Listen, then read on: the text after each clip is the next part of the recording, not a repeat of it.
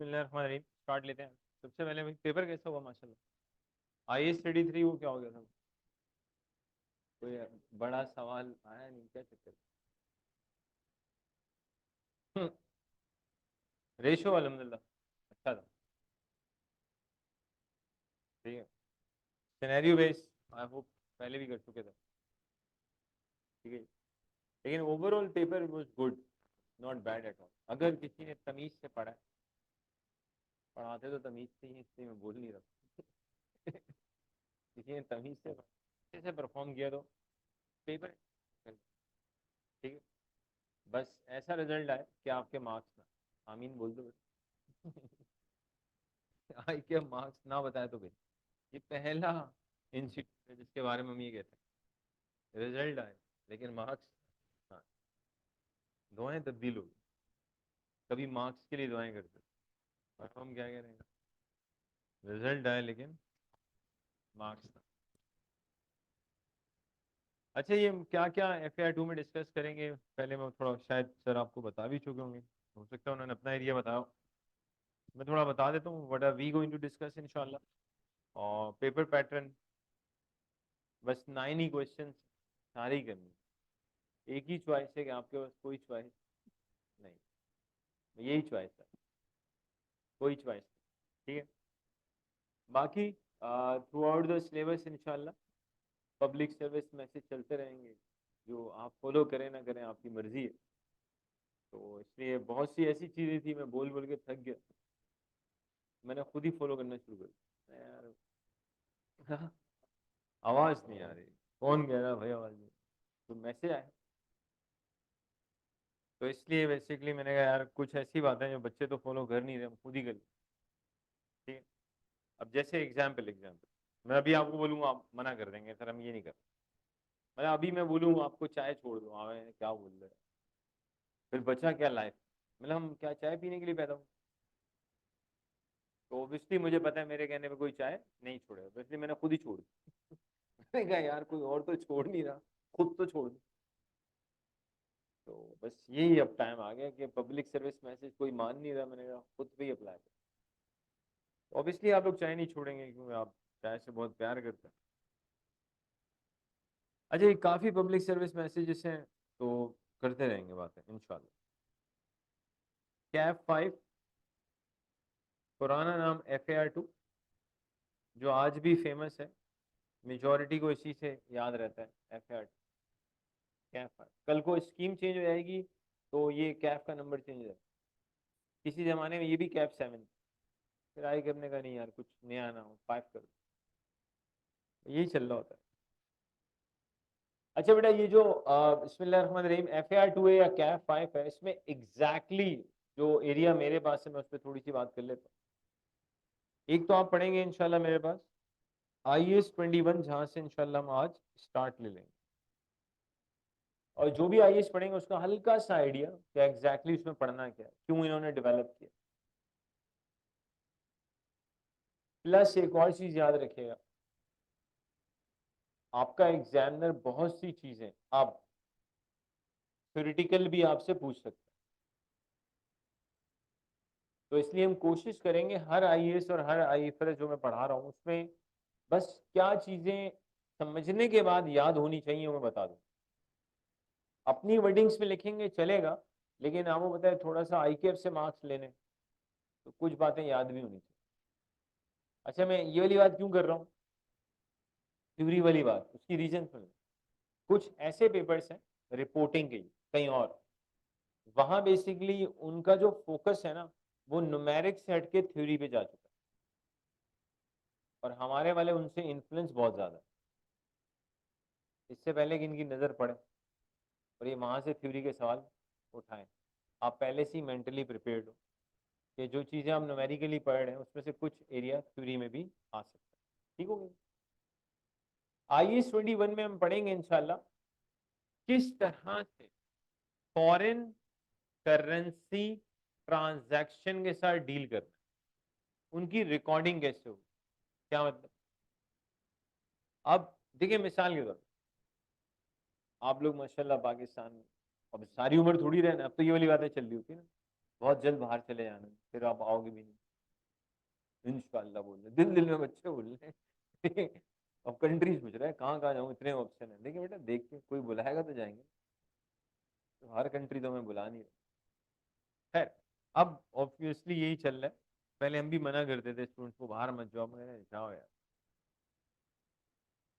कि बाहर जाओ, लेकिन पढ़ लिख के कम से कम अपने मुल्क से वो ले जाओ जो हम दे सकते हैं, उससे आगे हम नहीं दे सकते।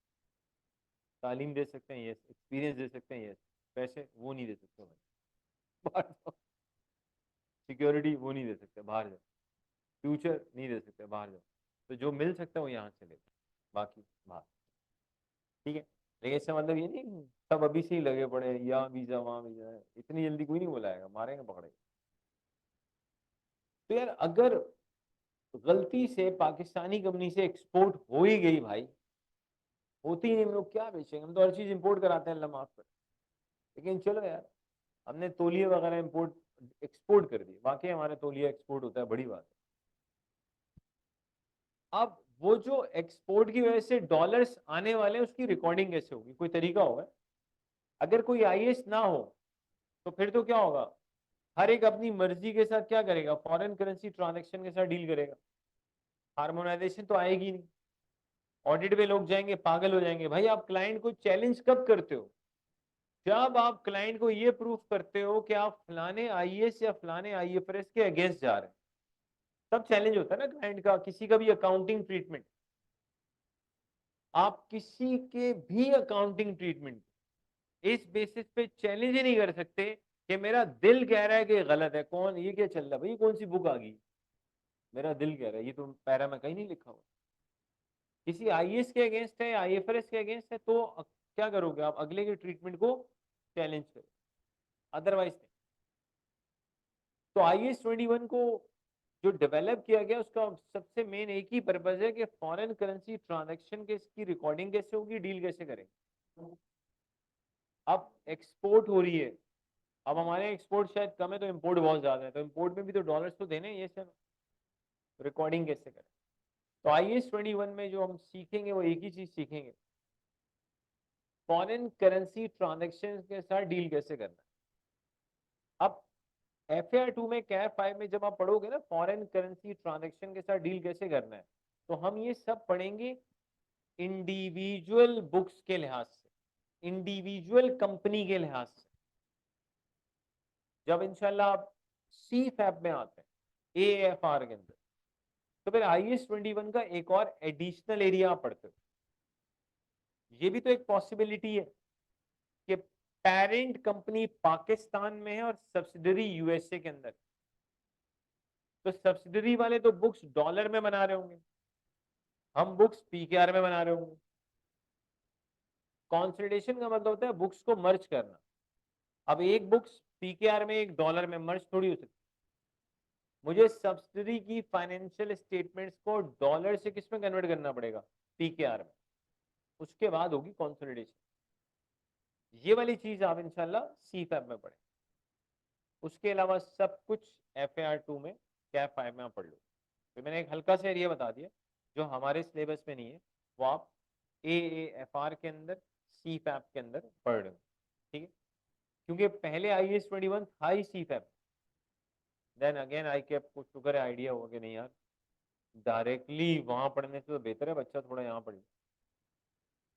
तो एक हल्का सा मैंने आइडिया दिया IS-21 में हमने इंशाल्लाह पढ़ना क्या है। ठीक है जी। फिर एक और IAS आप पढ़ेंगे जी हमारे साथ इंशाल्लाह, IS-41 पढ़ेंगे आप, एग्रीकल्चर। बचपन से हम लोग पढ़ते थे, बेवकूफ बनाते थे हम लोग को, अल्लाह माफ। पाकिस्तान एक एग्रीकल्चर कंट्री है, हम तो वीट भी इंपोर्ट करते हैं भाई, हम मतलब कैसे एग्रीकल्चर यार, उसकी चीजें भी इंपोर्ट हो रही है। बेवकूफ बना रहे हो, बचपन से उल्टा सीधा पढ़ा रहे हैं बच्चों ने यार। किसान ऐसे होते हैं, किसान वैसे होते हैं, वो पागल हुए हुए हैं किसान, कैसे होते। तो पॉइंट ही IS-41 एग्रीकल्चर में आप पढ़ेंगे उसकी अकाउंटिंग कैसे होती है। अब एग्रीकल्चर हमारे यहाँ है नहीं, अल्लाह माफ करे, अकाउंटिंग हम आपको सिखा दें। ताकि अगर गलती से आप किसी ऐसे कंट्री चले जाए, हमें नहीं पता ना कौन सा कंट्री चूज कर रहे हो, इतने ज्यादा है भाई, हर एक अलग अलग कंट्री चूज कर रहा है, जिसको जहाँ तुक्का लग गया कोई बुला ले भाई, यकीन हो। तो एग्रीकल्चर में हम सीखेंगे कि ये जो लिविंग एनिमल्स एंड प्लांट्स, किस तरह के लिविंग एनिमल्स और प्लांट्स पे IAS 41 अप्लाई होगा, जब अप्लाई होगा तो फिर अकाउंटिंग कैसे होगी, क्योंकि हर एनिमल पे, हर प्लांट 41 अप्लाई नहीं होगा। इतना जुल्म थोड़ी, आप ऑडिट करने चले ही गए भाई, गलती से आपकी उस ऑफिस में एक छोटी प्यारी सी बिल्ली पे नजर पड़ेगी, अब बैलेंस शीट में आप बिल्ली ढूंढ रहे हो, हाँ मैंने यार ये क्या क्यों नहीं आ रही आप, फिर वो आपको अपने स्टाइल से समझाएंगे कि बेटा कौन सा IAS पढ़ के आ गए, मैं लिविंग एनिमल एंड प्लांट्स पे लगता है तो इस कैड पे क्यों नहीं लग रहा भाई, मैं ढूंढ रहा हूँ, ये ऑडिट चल रहा है, ठीक, तो पढ़ेंगे, हर एक पे अप्लाई नहीं होता। फिर IAS 41 में हम कॉन्सेप्ट सीखेंगे इंशाल्लाह बायोलॉजिकल एसिड का, एग्रीकल्चर प्रोड्यूस का, ये सारे कॉन्सेप्ट इंशाल्लाह आ रहे होंगे। काफ़ी छोटा और आसान IAS 41, लेकिन वो सारा किससे रिलेट करता है, एग्रीकल्चर।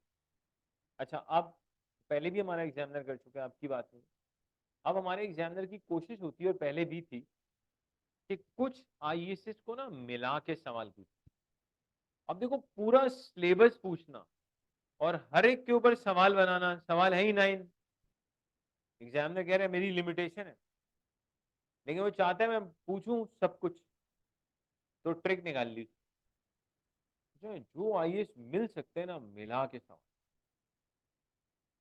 तो भाई IAS 41 की अगर मैं बात करता हूँ एग्रीकल्चर की, बिल्कुल 21 बीच में आ सकता है, कैसे आ सकता है भाई, ये भी तो पॉसिबल है हम बाहर से इंपोर्ट करवा रहे हो चीजें, ये से नो भाई, अगर IAS 41 बायोलॉजिकल एसिड नाम की किसी चीज पे अप्लाई होता है तो जरूरी थोड़ी है हम पाकिस्तान के अंदर ही खरीदें, बाहर से भी तो इंपोर्ट हो सकता है, ये से नो। आते हैं ना हम लोग जब कुर्बानी के जानवर लेने जाते हैं, लोग ये ऑस्ट्रेलियन गाँव है, पता नहीं वल्लाह आलम होती ही नहीं होती, नाम रख देते, मतलब ऑस्ट्रेलिया से तुझे यही लाना था, कुछ और नहीं लाना था, अल्लाह के बंदे, बोला नहीं सर ये ठीक है, बोला अगर फिर बंदा दूसरा सवाल बोले तू ऑस्ट्रेलिया गया था तो वहाँ आया क्यों, बोला मैं थोड़ी गया था ये आई है, बोला ठीक है, कॉन्सेप्ट क्लियर किया ना यार, वरना हमारे वाले तो ये बोलते ना अगर कोई बाहर चला जाए बोला वापस क्यों आया, क्यों हम सबको एक ही चीज लगती है बाहर मजे ही मजे, जो बाहर जाता है फिर उसको लग पता जाता है यार मजे तो पाकिस्तान में थे,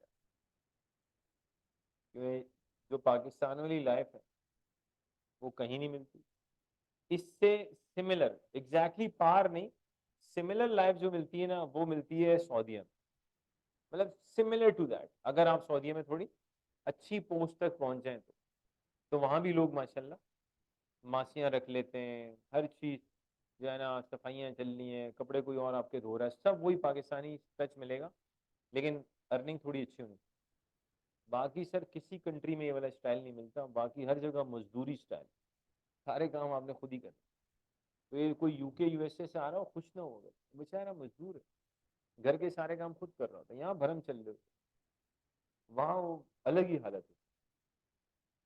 क्योंकि मैं लास्ट ईयर गया था रियाद में, अपने स्टूडेंट से मिला तो उन्होंने कहा सर ये दुबई अपना सऊदीया की एक अच्छी बात भी बुरी भी, मतलब अच्छी बात ये कि इनका जो यहाँ पे जो हमारा लिविंग स्टैंडर्ड है बहुत अच्छा है, मैंने कहा बुरी बात क्या, मतलब बुरी बात ये कि बोला मेरा वो लड़का बता रहा है मेरा अपना बड़ा भाई 4 साल से ऑस्ट्रेलिया बुला रहा है, मैं जा नहीं पाया, बोले क्यों, बोला सर जो लिविंग स्टाइल हमें सऊदीया में मिला है ना वो कहीं और मिल ही नहीं सकता, बोला एक तरह का ना बंदा यहाँ का गुलाम हो जाता, क्योंकि वो स्टाइल कहीं नहीं मिलता, पॉसिबल नहीं है ना, हर जगह पॉसिबल नहीं।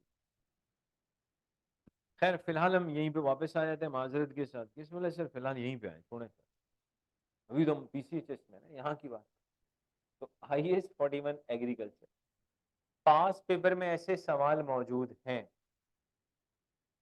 जहां उसने 41 और 21 को मिला के सवाल पूछा, टेंशन ही कोई नहीं है ना यार, बट 21 का तो एक ही काम है, ट्रांसलेशन के रूल्स बताना, अगर कोई ट्रांजेक्शन फॉरेन करेंसी में हुई है उसको पीकेआर में कैसे कन्वर्ट करोगे, अपनी लोकल करेंसी में कैसे कन्वर्ट करोगे, बस उसका ये काम है, आगे तो कोई काम ही नहीं है। बस IAS 16 सबने पढ़ा है ना, प्रॉपर्टी प्लान एंड इक्विपमेंट। भाई प्रॉपर्टी प्लान एंड इक्विपमेंट बाहर से भी तो आ सकता है, उसकी पेमेंट भी किसमें होगी, डॉलर्स में। तो बस ट्रांसलेशन के वक्त 21 लगेगा, बाद में तो क्या लग रहा होगा, 16 ही लग रहा होगा ना, और क्या लग रहा होगा। इन्वेस्टमेंट प्रॉपर्टी IAS 40, जरूरी थोड़ी है हम लोग इन्वेस्टमेंट प्रॉपर्टी पाकिस्तान में लें, हो सकता है किसी कंपनी की इन्वेस्टमेंट प्रॉपर्टी अमेरिका में हो। बस ट्रांसलेट करते हुए 21 आएगा, तो बाद में तो IAS 40 लगेगा। आइडिया हो रहा है। तो 21 तो हर एक के साथ आ सकता है, क्योंकि उसमें आप एक ही चीज सीख रहे होंगे, ट्रांसलेशन के रूल्स। ठीक है। और फिर आपको आइडिया होगा हमारी करेंसी के वीक होने की वजह से कितने मसले। तो आप देखें हमारी करेंसी इतनी वीक है कि बहुत सी चीजों का एक मेजॉरिटी बच्चे को मतलब ख्वाब में भी ख्वाब नहीं आता, आता है उड़ी आता है, कहते हैं नहीं ये ख्वाब सही नहीं। मतलब आप ख्वाब में देख रहे हैं कि आप अपने वालिद साहब को बोल रहे हैं कि मुझे 40,000 पाउंड 6 महीने की फीस चाहिए और मैं फलानी यूनिवर्सिटी में पढ़ूंगा, 4 साल तक ऐसा होगा। आप ख्वाब में ही मना कर रहे हैं, ये मैं नहीं कह सकता, ये ख्वाब भी रियलिस्टिक नहीं है ना। आप देख रहे हैं आप इतने रियलिस्टिक हैं, मेरे किस तरह का ख्वाब है, ये मैंने क्या देख लिया। तो पॉइंट ये यार, एक्सचेंज रेट ही इतना खतरनाक है, अल्लाह माफ करे। 40,000 पाउंड को हम 360-70 से मल्टीप्लाई करें, वैल्यू एक ही मिनट कैलकुलेटर से बाहर आए, और ये 4 साल तक ऐसा हो। फिर आई कैप की कदर आती है यार, कितना सस्ता। तो जब भी आपको लगेगा आई कैप महंगा है, आप बाहर की तालीम की फीसेस मालूम करें, आपको लगेगा आई कैप आपको फ्री में पढ़ा रहा है, आपको लगेगा आई कैप ने NGO खोल रखी है। यही तरीका, और कोई तरीका। तो खैर वापस आते हैं, IAS 41 से आगे चलते हैं, एक और चीज सीखेंगे आप इंशाल्लाह। IFRS 8 operating segment. IFRS 8 ना हमारे पाकिस्तानी कल्चर के बिल्कुल अगेंस्ट, काश बहुत पहले आ जाता, प्लस अच्छे से लोगों को समझ में आया, बहुत से हालात बहुत से घरों के बेहतर हो। कैसे, माजरत के साथ जो IFRS 8 है ना, आसान वर्डिंग्स में बता रहा हूं, ज्वाइंट फैमिली के अगेंस्ट। यार क्या बात है? ये अगेंस्ट है भाई, ये कह रहे हैं, क्या चल रहा है, एक अब्बा जी है, बच्चों की शादियां हो गई हैं, फिर भी अब्बा को नहीं छोड़ रहे। अच्छा अब्बा भी नहीं छोड़ रहे, नहीं सब मेरे सामने ही होंगे, कोई अलग नहीं होगा। अबे IFRS 8 कहता है भाई देखो, इससे ना कभी किसी की परफॉर्मेंस का नहीं पता चले। भाई हो सकता है ना कलेक्टिवली फैमिली फाइनेंशियली बड़ी स्ट्रांग हो, कलेक्टिवली अगर अब्बा जी का दिमाग घूम जाए और अपने बच्चों को बुला ले एक दिन और बोले बेटा जरा आइए, हर एक की इंडिविजुअल परफॉर्मेंस देखते हैं कौन कितना कमा रहा है। तो जब ऐसी वाली बात होगी ना, और जो नहीं कमाता वो सबसे पहले इमोशनली ब्लैकमेल करना शुरू करे। जो इमोशनली ब्लैकमेल करना स्टार्ट कर जाए, समझ जाए ये नहीं कमा रहा भाई, उसका पहला अल्फाज होगा, बोला अब्बा जी क्या हो गया, we are a family, family में ऐसा थोड़ी होता है। ये सर कुछ भी नहीं कर रहा, क्योंकि जो कर रहा होता है वो तो चाहता है कि ऐसा हो, ऐसी मीटिंग्स हो, और मैं अलग हूं भाई। यही बात है, क्योंकि वो कुछ कर रहा है। तो ज्वाइंट फैमिली के बहुत से बेनिफिट हैं, नुकसानात मैं बहुत दफा बता चुका हूँ। एक आध औरत माजरत के साथ पागल, लाजमी गारंटी, मतलब 60-70% बेचारी पागल होती है। और बच्चों बच्चों समझ नहीं पाते कि यार अम्मी को छोटी छोटी बात पे इतना गुस्सा क्यों आता है, गुस्सा उसका बस चले। एक ही यार, बेचारी का बस नहीं चलता, वो बेचारी सह सह के बर्दाश्त कर करके आधी पागल होगी।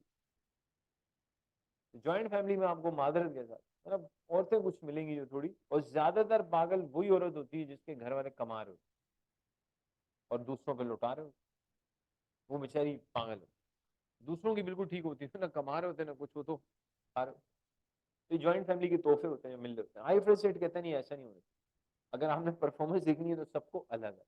अब कंपनी में कैसे अप्लाई होगा, बहुत बड़ी कंपनी है, अब मैं कंपनी के आपको इनकम स्टेटमेंट दे दूं, बैलेंस शीट दे दूं, आप उसकी प्रॉफिटेबिलिटी रेशियो निकाल रहे हो, तो ये तो कह रहे हैं ये कौन सा तरीका है भाई प्रॉफिटेबिलिटी रेशियो निकालने का। आप अगर पूरी कंपनी का प्रॉफिट ले रहे हो कलेक्टिवली तो हो सकता है प्रॉफिट बहुत ज्यादा हो, व्हाई नॉट आप हर डिवीजन की प्रॉफिटेबिलिटी देखो, ये चेक करो ना कि हर डिवीजन कितना प्रॉफिटेबल है, रादर देन पूरी कंपनी कितनी प्रॉफिटेबल है भाई। बोला शेयर होल्डर्स को ये क्यों बता रहे हो, स्टेक होल्डर्स को ये क्यों बता रहे हो कंपनी कितना कमा रही है, ये क्यों नहीं बता रहे कितनी प्रोडक्ट्स हैं, हर प्रोडक्ट का प्रॉफिट कितना है। ये ज्यादा रेलेवेंट इन्फॉर्मेशन है ना।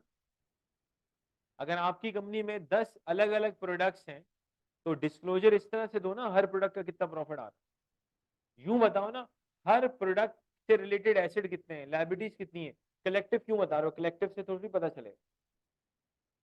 हो सकता है ना कुछ प्रोडक्ट्स बहुत ही बुरा परफॉर्म कर रही है, कलेक्टिवली पता ही ना चले। आईएफआरएस शीट बेसिकली जरा अलग ही चीज के लिए है। ये वही कह रहे हैं भाई ज्वाइंट फैमिली में नहीं पता चलेगा, क्योंकि ज्वाइंट फैमिली में जो नहीं कमा रहा हो तो उसकी भी भरम चल रही, तो पता है कोई और तो कमा रहा है। ये हमारा ही कल्चर, अल्लाह माफ करे। अब I don't know how far it is good और बैड, लेकिन कॉन्सिक्वेंस जो मैं बता रहा हूँ उसको आप चैलेंज नहीं कर सकते, आप दिमाग लड़ाएंगे, आप बोलेंगे सही बोले, ये पागल वाली बात तो गारंटी है। ये तो मैं इस पे गारंटी दे सकता हूँ, ये गारंटी।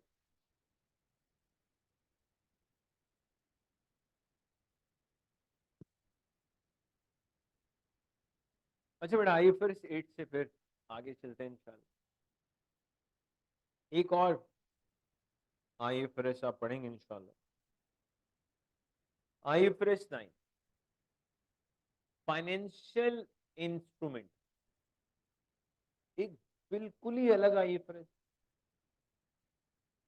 जो ना आप जो सीधी सीधी चीजें पढ़ते थे ना उसको सोचने का तरीका ही तब्दील कर देगा। आज तक एक चीज पढ़ी थी अकाउंट्स रिसीवेबल, हाँ यार करंट एसेट होता है, आईएफआरएस 9 आपको ना उस रिसीवेबल को देखने का तरीका चेंज कर देगा। बोला नहीं भाई, अकाउंट्स रिसीवेबल आपका एक फाइनेंशियल एसेट है, अकाउंट्स रिसीवेबल आपको contractual right to receive cash देता है। ये क्या सिर्फ रिसीवेबल रिसीवेबल बोल रहे हो, ये क्या करंट एसेट लगाई हुई है। हाँ बात तो सही बोल रहे, सोचो आपका डेटर अगर आपको पैसे नहीं देगा, अबे तो केस करेंगे ना हम, जज के पास जाएंगे, गुड्स लिए इसने हमसे, ये कॉन्ट्रैक्ट है, पेमेंट नहीं कर रहा, मजाक थोड़ी चल रहा है। तो सर ये रिसीवेबल कोई नॉर्मल एसेट ही है, ये आपको क्या दे रहा है, contractual right to receive cash. सोचो हर एक पे केस थोड़ी कर सकते हो, स्टॉक नहीं बिक रहा केस करोगे किसी पे, कि जी लोग आके देख के चले जाते खरीदते नहीं, जज भी कूटेगा, बोले कल में भी आया हुआ तो मुझ पे भी केस करेगा, बोले जी अगला आप पे ही। बोला लॉयर कौन है भाई जो इस तरह के केसेस ले, बोला है एक पीसीएस जिनको जब ना मिले तो ले लेते हैं केस। तो चलो तो पॉइंट बड़ा सिंपल था भाई, आईएफआरएस 9 आपको ना एक अलग तरीका बताया चीजों को देखने का। यार वो जो आज तक सीधा सीधा पढ़ते थे उसको किसी और एंगल में भी पढ़ा जा सकता है और उसकी मजीद इंटरप्रिटेशन सामने आएंगी जो कि काफी ज्यादा लॉजिकल इंटरप्रिटेशन होगी आईएफआरएस 9। इसमें आई कैप को अगेन क्रेडिट जाता है, कैसे जाता है, आई कैप को बहुत अच्छे से पता है, बहुत अच्छे से, कोई भी बच्चा आईएफआरएस 9 डायरेक्टली पढ़ ही नहीं सकता जब तक वो आईएएस 32 ना पढ़ ले। आई कैप ने कहा लेकिन 32 तो सिलेबस में नहीं है, सिलेबस में क्या है आईएफआरएस 9, तो किया क्या 32 की चीजों को सिलेबस में रखा, 32 का नाम हटा दिया। तो बच्चे को लगता ना यार 32 भी है सिलेबस, वो नहीं है 9। लेकिन भाई इसको जब आईएफआरएस 9 पढ़ाया जाता है ना टेक्निकली वो स्टार्ट ही 32 से हो रहा होता है, ठीक है ना। आईएफआरएस 9 में हम आपको बताएंगे फाइनेंशियल इंस्ट्रूमेंट की अकाउंटिंग, वो होता क्या है ये कौन बताएगा 32, अब ये तो बड़ी अजीब सी बात होगी ना कि अकाउंटिंग पढ़ रहे हैं, इंस्ट्रूमेंट पता ही नहीं है भाई, फाइनेंशियल में पढ़े ये तो पता ही नहीं। तो कुछ चीजें मतलब बस बिल्ट इन है सिलेबस, वो आई के अपने एक्सप्रेसली बताई नहीं है, पता चल जाएगा ना जब। लेकिन IFRS 9 आपको इंशाल्लाह अच्छा लगेगा। फिर बेटा आप पढ़ेंगे इंशाल्लाह IAS 12 इनकम टैक्सेस।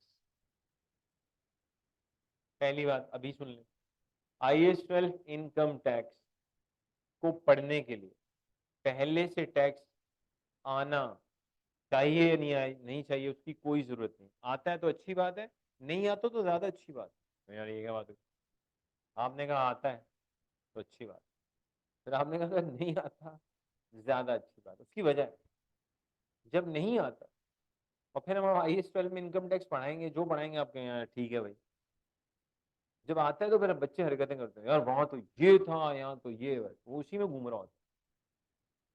तो आ रहा है आपको आता है थोड़ा बहुत टैक्स तो अच्छी बात, नहीं आता तो मैं कह रहा हूँ ज्यादा अच्छी बात। तो ऐसा कोई कॉन्सेप्ट नहीं है IAS 12 को पढ़ने के लिए पहले पूरा टैक्स का पेपर पढ़ना लाजमी है, नहीं लाजमी नहीं। आता है अच्छी बात है, नहीं आता मैंने कह दिया उससे ज्यादा अच्छी बात। अगली बात,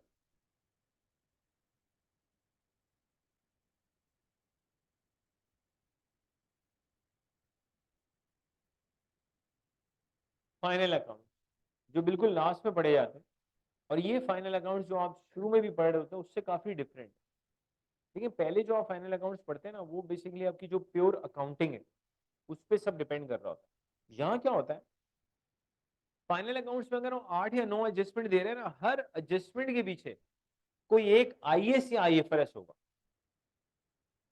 यानी कि फाइनल अकाउंट्स में जितना मैं पढ़ाऊंगा वो सब भी मिलेगा इंशाल्लाह।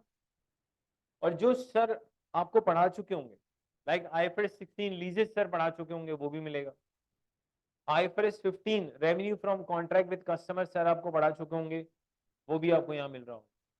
IAS 8 सर ने पढ़ाया होगा, वो भी आपको यहाँ मिल रहा होगा। IAS 37 आप पढ़ेंगे, contingent asset and contingent liabilities, वो भी आपको यहाँ मिलेगा। हाँ सिर्फ फाइनल कंसोलिडेशन नहीं मिलेगी, अजीब सा है। ये फाइनल अकाउंट से क्या, तो हर एडजस्टमेंट के पीछे एक IAS या IFRS होगा। अच्छी बात ये होती है कि जब आप फाइनल अकाउंट्स पढ़ते हैं ऑलमोस्ट आपके सारे IAS सारे IFRS का एक अच्छा रिवीजन हो, क्योंकि एडजस्टमेंट बेस ही उसी पे करते हैं। लेकिन फाइनल अकाउंट्स भी दो तरह के, दो पैटर्न में पूछे जाते हैं। दोनों पैटर्न इंशाल्लाह पढ़ेंगे। एक तो वही है ट्रेडिशनल तरीका, 8-10 एडजस्टमेंट गिवन है, हर एडजस्टमेंट के पीछे एक IAS या IFRS। एक और भी है जिसमें बेसिकली कुछ फ्रेमवर्क की बातें आ जाती हैं, कुछ शेड्यूल्स की बातें आ जाती हैं।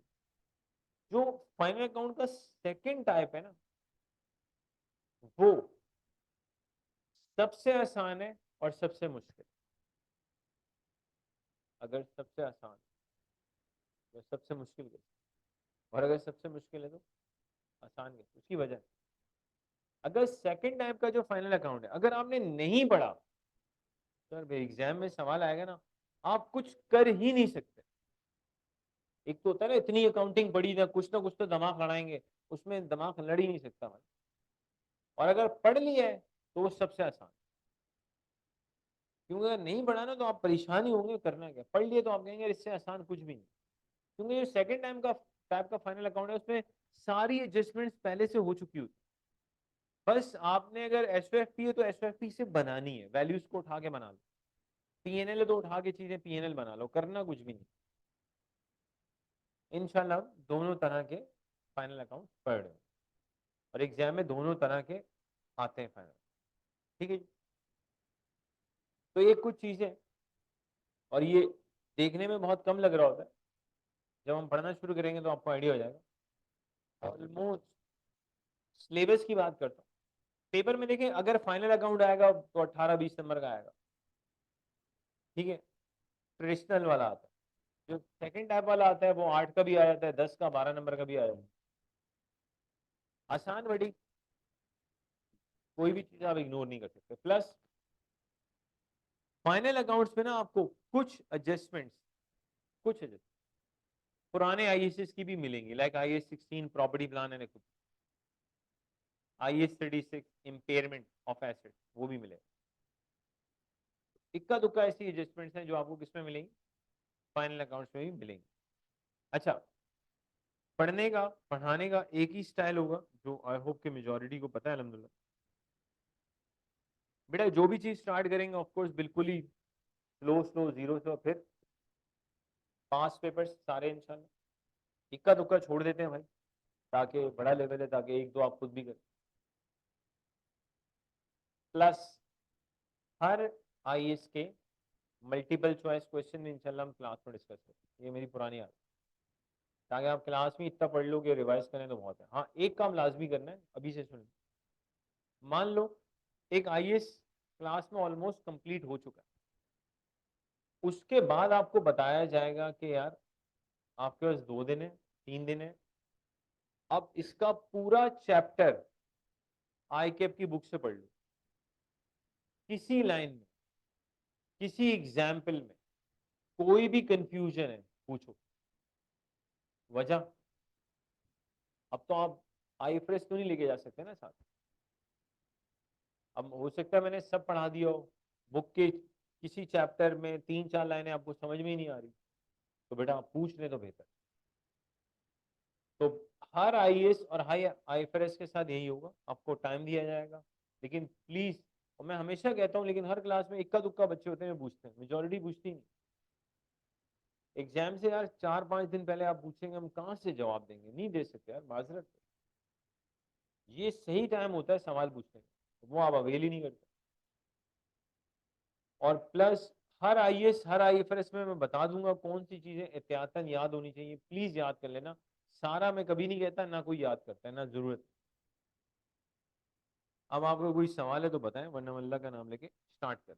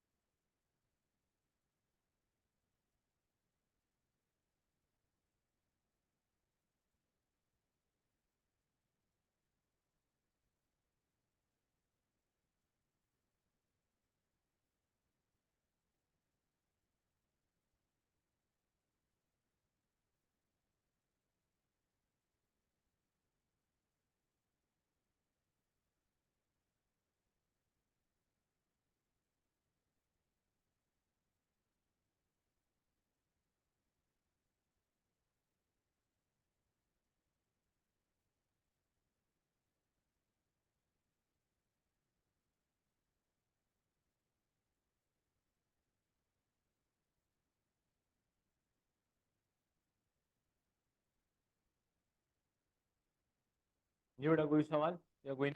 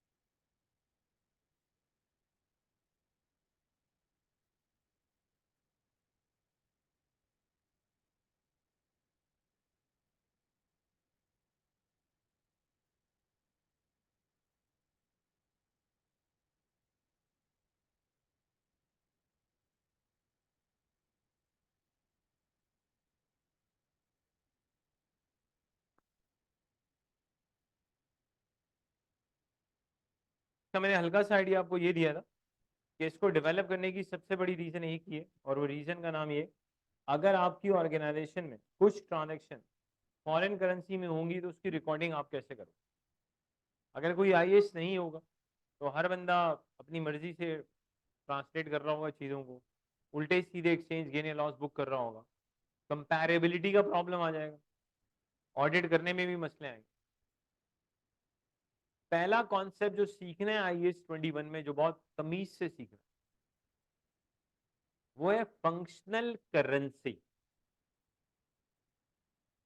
फंक्शनल करेंसी सवाल, what do you mean by functional currency? अब सिर्फ समझना, डेफिनेशन तो आईएएस ने जो दी है वो कहता है, आईएएस कहता है भाई द करेंसी, वो कहता है यार फंक्शनल करेंसी का मतलब है कि यार बेसिकली ये वो, लेट्स से जिस पर्टिकुलर इकोनॉमी में आपकी ऑर्गेनाइजेशन ऑपरेट कर रही है, जिस पर्टिकुलर इकोनॉमी में आपकी कंपनी क्या कर रही है, ऑपरेट कर रही है, मतलब यार वहां की करेंसी आपके लिए क्या, फंक्शनल, मतलब currency of primary economic environment in which entity operates. लेकिन इसको जरा समझना है बहुत ध्यान से, कि इट लुक्स वेरी इजी कि जी currency of primary economic environment in which entity operates, वो हमारे लिए क्या है, फंक्शनल करेंसी। इतना सीधा नहीं है, वजह बताता हूँ। देखो क्या नहीं लिखा हुआ ये देख लो प्लीज, ये नहीं लिखा हुआ कि कंट्री में आपकी कंपनी इनकॉर्पोरेट होगी, वहां की करेंसी फंक्शनल है, ये नहीं लिखा हुआ, चेक कर लो, कुछ और लिखा हुआ। वो कह रहे हैं जहां आप ऑपरेट कर रहे हैं इधर, अब अदरवाइज तो ऐसी ऐसा कोई कॉन्सेप्ट होता ना कि जहां आपकी कंपनी इनकॉर्पोरेट हुई है वहां की करेंसी क्या है, फंक्शनल, ये थोड़ी लिख रहे हैं, कुछ और ही लिख रहे हैं। हम कह रहे नहीं यार, ऑपरेट जहां हो रही। अब इसको जरा समझते हैं यार, कैसे पता चलेगा, how to identify functional currency, इस पे काफी बात करनी होगी, और इसकी आइडेंटिफिकेशन क्यों इंपॉर्टेंट है उस पर भी मैं आता हूँ, प्लीज सुनना। डेफिनेशन तो पता लग गई भाई, एक currency of primary economic environment in which entity operates, वो जो कॉन्सेप्ट है हमारा कौन सा, कि जहां कंपनी इनकॉर्पोरेट हो रही है वहां की करेंसी आपके लिए फंक्शनल है। आंसर नॉट नेसेसरी, हो सकता है नहीं भी हो सकता, लेकिन कोई बोले यार वही कॉन्सेप्ट है, नहीं भाई वो नहीं है, ऐसा लिखा हुआ है। जैसे काफी पहले, अभी नहीं, बहुत, इतना भी पहले नहीं, कुछ पहले, it happened with me. Maldives की जो करेंसी है ना वो है रुपया। व्हेन आई वेंट तब भी रुपया बड़ा स्ट्रांग था, हमारे 16.5 रुपीस और उनका 1 रुपया था। तो यहाँ मनी एक्सचेंजर भी हमारे चैंपियन है, उन्होंने मुझे बताया नहीं, मैंने उनसे रुपया पकड़ लिया, चले गए। वहाँ होते ही आइलैंड है, लेकिन पाकिस्तानी लोग हैं ना कुछ कॉन्टीजेंसी प्लान भी रखते हैं, थोड़े अलग डॉलर भी लगो भाई, अल्लाह ना करे जरूरत पड़े यार, चले गए। चेकआउट का टाइम आया, मैंने उसको रुपया दिया, अब उसको रुपया को यूं देख रहा है, यूं देख रहा है पैसों को। मैंने कहा उस्ताद यहाँ भी लगता है कोई जाली वाली का चक्कर होता है, ये मनी एक्सचेंजर ने गेम कर दिया है। मैं कहा, पता नहीं इतने गौर से क्यों देख रहा है, क्या हो, पैसे वापस कर दिए। बोले से वी डोंट डील इन रुपया। मैंने मतलब योर कंट्री करेंसी, बोला I know but we don't deal. मैंने ये तफरी चली, आप what is the way out, बोला 3 ऑप्शन, आइदर पाउंड सेलिंग लो 10, यूरो या डॉलर। मैंने ले, जो डॉलर पड़े हुए अब दे दो, डॉलर में पेमेंट करनी पड़ेगी।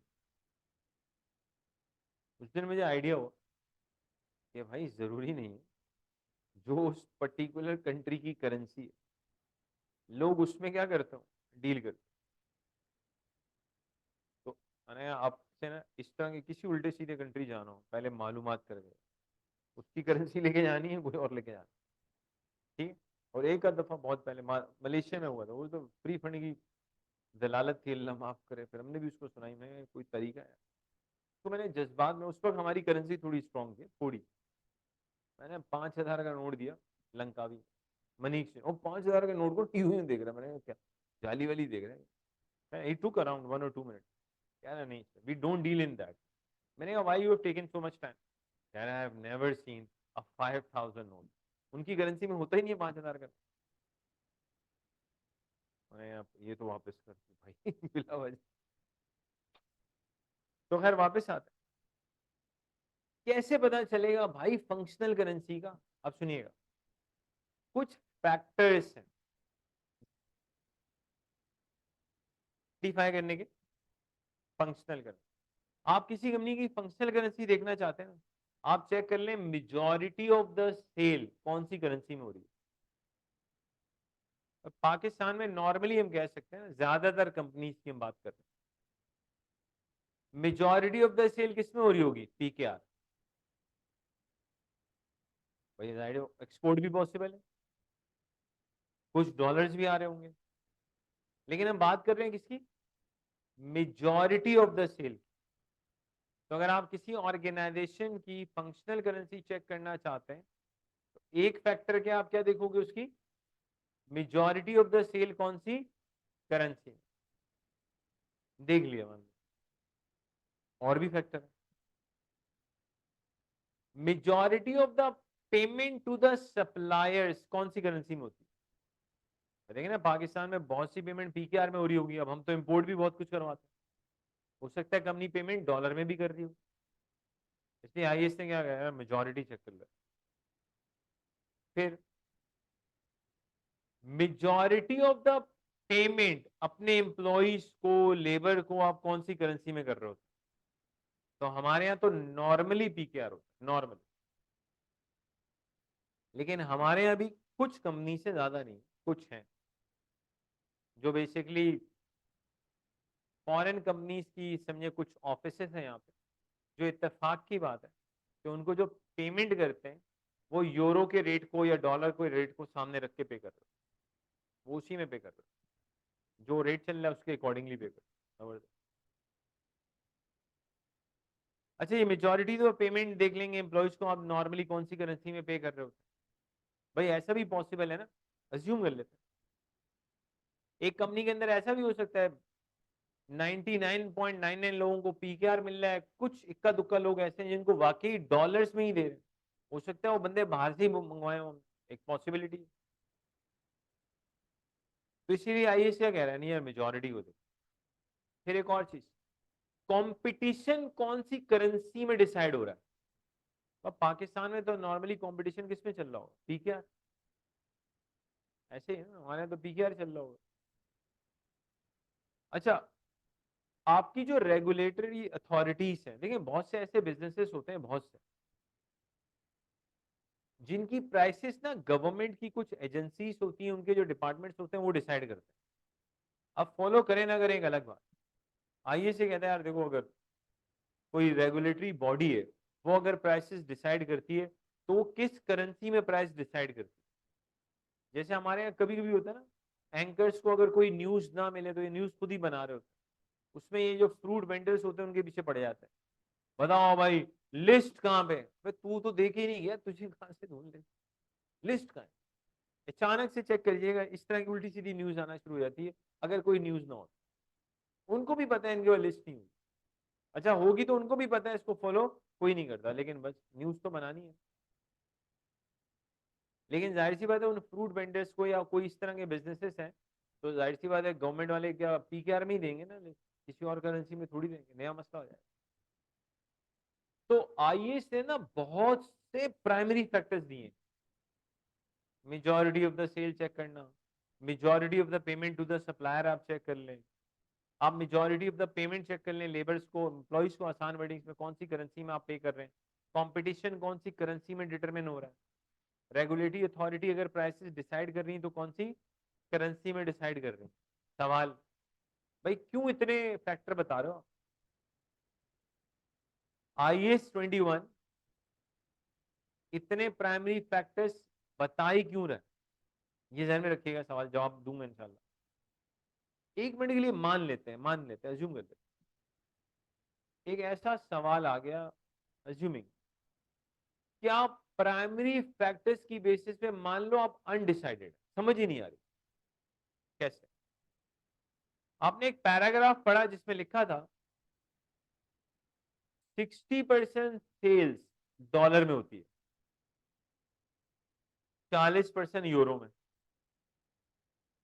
हमने कहा डॉलर फंक्शन, पैराग्राफ चेंज हुआ, उसने कहा 60% सप्लायर की पेमेंट यूरो में होती, 40% डॉलर में। पैराग्राफ चेंज हो गया, उसने यूरो अब ज्यादा कर दिया। तो थोड़ी देर पहले हमने माइंड बनाया था डॉलर का, अब हम माइंड बना रहे हैं यूरो का। अगले पैरा में बोले यार एम्प्लॉइज को 50-50 चल रहा है, डॉलर यूरो हमें यार क्या मजाक चल रहा है।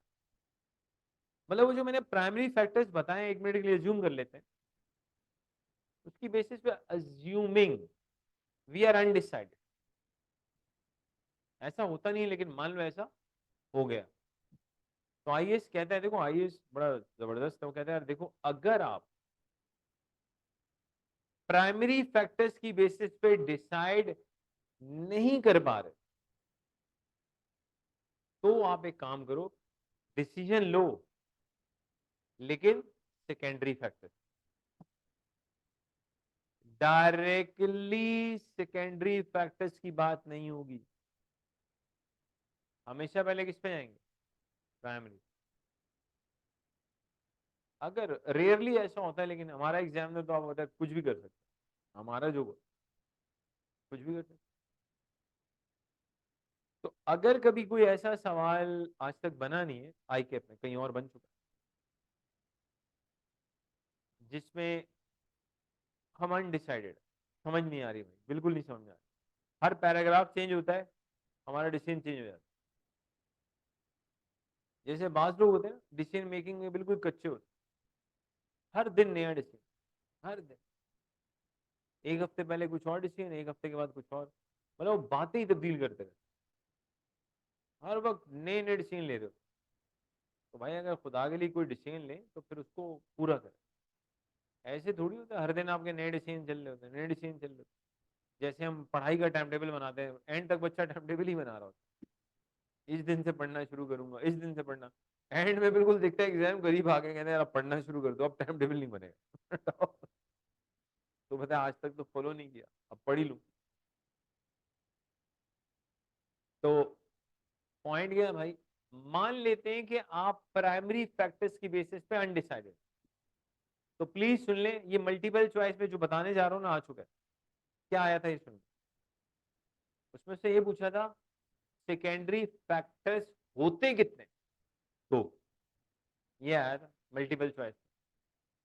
3 होते हैं, 4 होते हैं, 5 होते हैं, भाई सेकेंडरी ना 2 ही होते, लेकिन सेकेंडरी पे डायरेक्टली नहीं जाना भाई, ये रहने में। एक है, हम सब ने ना कैश फ्लो स्टेटमेंट पढ़ी है, एक है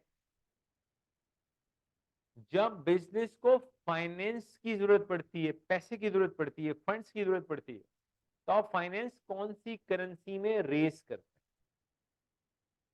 भाई लोन चाहिए ना, तो आप चेक कर लो ये कंपनी नॉर्मली कौन सी करेंसी में लोन ले रही है, एक सेकेंडरी फैक्टर। दूसरा, अपने ऑपरेशन से जो कमाते हैं, अपनी ऑपरेटिंग एक्टिविटी से जो कमाते हैं, उसको रिटेन किस करेंसी में रखते हैं। तो सेकेंडरी फैक्टर्स कितने, एक फाइनेंसिंग वाला और एक ऑपरेटिंग वाला। कि अगर कंपनी को पैसों की जरूरत पड़ जाती है तो फाइनेंस कौन सी करेंसी में रेज होता है, और अपने ऑपरेशन से कंपनी जो जनरेट करती है किस करेंसी में उसको अपने पास रिटेन रखते हैं। लेकिन भाई मैं फिर वही पुरानी बात बार बार रिपीट करता हूं, कभी भी आप सेकेंडरी फैक्टर्स पे डायरेक्टली जाना ही नहीं है, पहले प्राइमरी, अनडिसाइडेड होंगे सेकेंडरी। और ये भी सुन लें, जो हमारे यानी कहीं और जब सवाल आया था तो उसका आंसर देने का तरीका क्या था। वहां आंसर देने का तरीका ये था कि बच्चे ने कहा भाई सेल्स की बेसिस पे फंक्शनल करेंसी जो लग रही है डॉलर लग रही है। फिर बच्चे ने कहा भाई सप्लायर की पेमेंट को अगर हम बेस बनाते हैं तो यूरो है। फिर बच्चे ने कहा भाई प्राइमरी फैक्टर्स की बेसिस पे ना डिसीजन लेना काफी मुश्किल हो रहा है। तो उसी सवाल में एग्जामिनर ने कहा था जब भी इनको फाइनेंस की जरूरत पड़ती है तो नॉर्मली ये लोग डॉलर में पैसा रेज करते हैं। तो बच्चे ने कहा कि यार यहाँ पे बिकॉज प्राइमरी फैक्टर्स की बेसिस पे डिसीजन लेना मुश्किल है, that is why on the basis of secondary factors finance dollar में रेज किया जाता है। तो डॉलर इनकी फंक्शनल करेंसी मानी जाएगी। अगर वो डायरेक्टली एक लाइन लिखता ना कि डॉलर फंक्शनल करेंसी, 8 नंबर का सवाल था या 5, एक भी नहीं मिलना। जब आप अगले को ये बताओगे ना प्राइमरी में ये हो रहा है, प्राइमरी में अनडिसाइडेड है तो सेकेंडरी में जा रहे हैं, तो कंप्लीट नॉलेज पहुंचेगी कॉपी चेक करने वाले को, उसको पता लगेगा बच्चे को सब पता है। तो प्राइमरी फैक्टर्स भी पता है, सेकेंडरी भी पता है, इसको ये भी पता है कि सेकेंडरी पे डिसीजन क्यों लिया जा रहा है। अब एक सवाल, यार आईएएस ने क्यों ऐसा किया, इतने प्राइमरी फैक्टर्स दे दिए। बोला अगर उस पर भी अनडिसाइडेड हो कहाँ चले, दो वो भी दे दिए। इसकी वजह सुनिए, फंक्शनल करेंसी सिर्फ एक होती है, functional can not be more than one. इतने ज्यादा फैक्टर्स इसलिए दिए हैं भाई, अच्छे से डिसाइड कर लो कि आपकी कंपनी की फंक्शनल करेंसी क्या है। फंक्शनल क्या होगी, दो नहीं हो सकती, तीन नहीं हो सकती। वो डिसाइड करना है ना आपने, प्राइमरी फैक्टर सेकेंडरी को लेके क्या डिसाइड क्या करना था बताओ, फंक्शनल क्या है। तो यही बताओगे ना कौन सी तफरी चल रही है कि जी आपकी फंक्शनल डॉलर भी है, यूरो भी है, पीकेआर भी।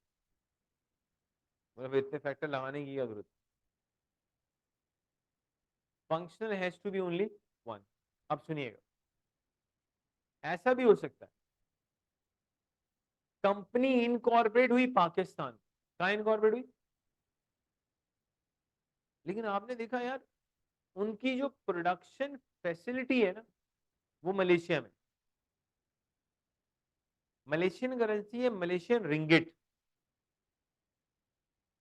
सारी प्रोडक्शन मलेशिया में हो रही है। मान लो सेल वेल भी मलेशिया में ही चल रही है भाई, वो आप कहेंगे भाई इनकॉर्पोरेट जरूर पाकिस्तान में हुआ, ऑपरेट तो आप मलेशिया में ही हो रहे भाई। आपकी फंक्शनल करेंसी पीकेआर नहीं है, मलेशियन रिंगिट है।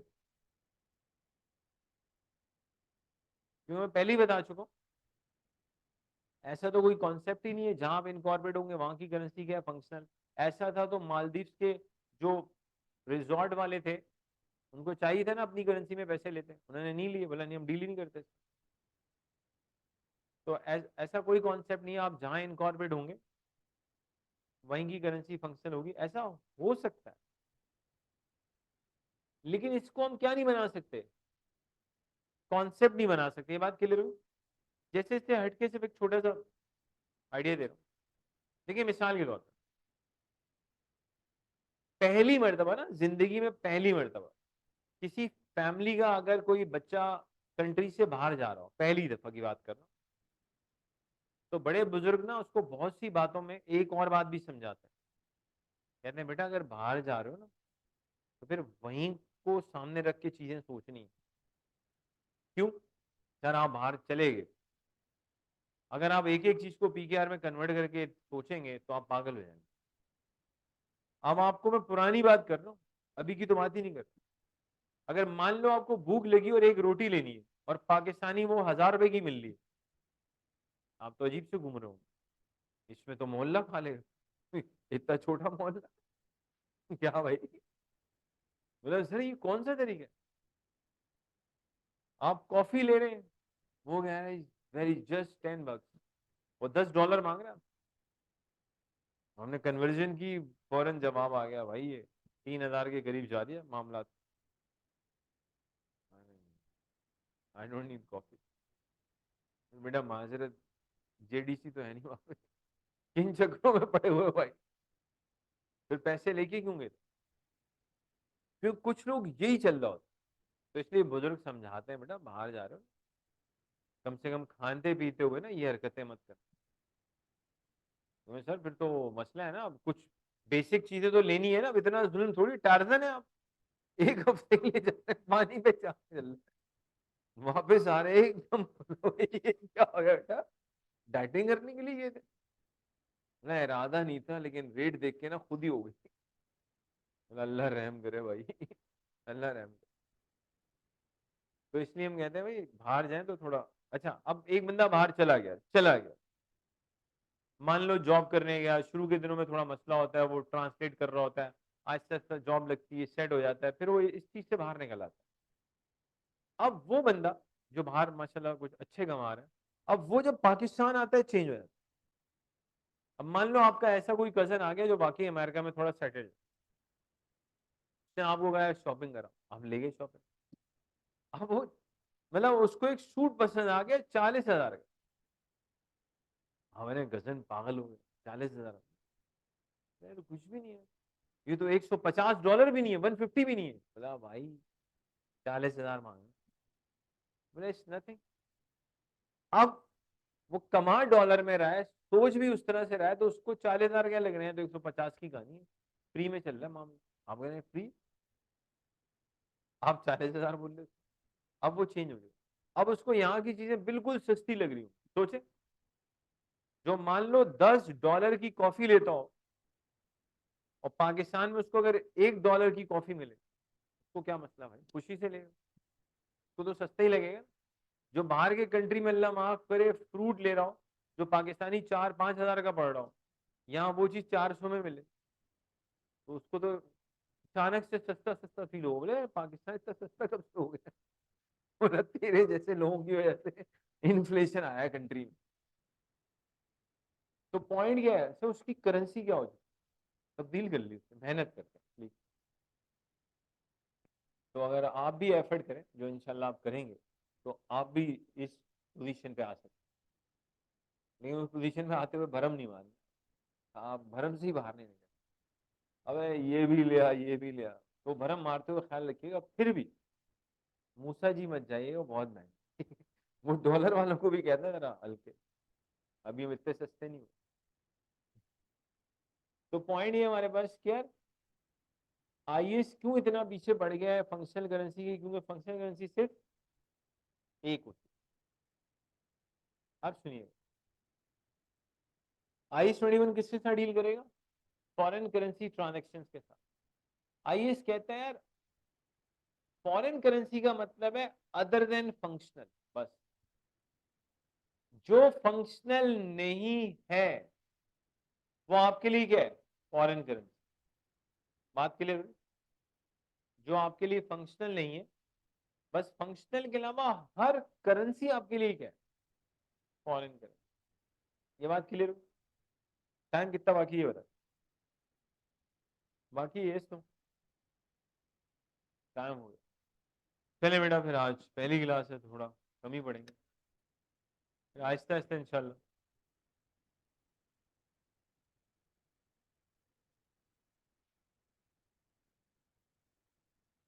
नहीं नहीं, पढ़ेंगे ना बेटा, प्रेजेंटेशन करेंसी नाम की भी तो चीज है, सब आएगा बेटा सब आएगा, अभी फिलहाल जहन पे जोर मत डाल प्लीज, टेंशन ना ले।